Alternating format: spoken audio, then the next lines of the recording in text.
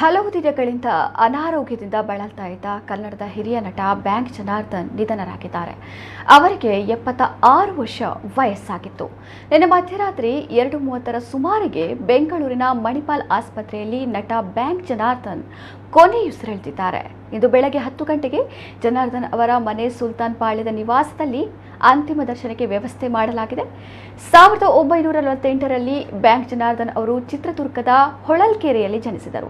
1985ರಲ್ಲಿ ಪಿತಾಮಹ ಚಿತ್ರದ ಮೂಲಕ ಅವರು ಬಣ್ಣದ ಲೋಕಕ್ಕೆ ಕಾಲಿಟ್ಟರು. ನಂತರ ಬೆಟ್ಟದ ತಾಯಿ, ಪೊಲೀಸ್ ಹೆಂಡತಿ, ತಲ್ಲೆ ನನ್ನ ಮಗ, ಬೆಳ್ಳಿಯಪ್ಪ ಬಂಗಾರಪ್ಪ, ಜೀಬೂಂಬಾ, ಗಣೇಶ ಸುಬ್ರಹ್ಮಣ್ಯ, ಕೌರವ ಸೇರಿದಂತೆ 500ಕ್ಕೂ ಹೆಚ್ಚಿನ ಚಿತ್ರಗಳಲ್ಲಿ ಅವರು ನಟಿಸಿದ್ದರು. 2016ರ ನಂತರ ಅವರು ಚಿತ್ರರಂಗದಲ್ಲಿ ಸಕ್ರಿಯರಾಗಿರಲಿಲ್ಲ. 2022ರ ಮಠ ಹಾಗೂ 2023ರ ಉಂಡೇನಾಮ ಚಿತ್ರದಲ್ಲಿ ಅವರು ನಟಿಸಿದ್ದರು. ಹಿರಿತೆರೆ ಜೊತೆ ಕಿರುತೆರೆಯಲ್ಲೂ ಬ್ಯಾಂಕ್ ಜನಾರ್ದನ್ ಕೆಲಸ ಮಾಡಿದ್ದಾರೆ. ಪಾಪ ಪಾಂಡು, ಜೋಕಾಲಿ, ರೋಬೋ ಫ್ಯಾಮಿಲಿ, ಮಾಂಗಲ್ಯ ಧಾರಾವಾಹಿಗಳಲ್ಲಿಯೂ ಬ್ಯಾಂಕ್ ಜನಾರ್ದನ್ ನಟಿಸಿದ್ದರು.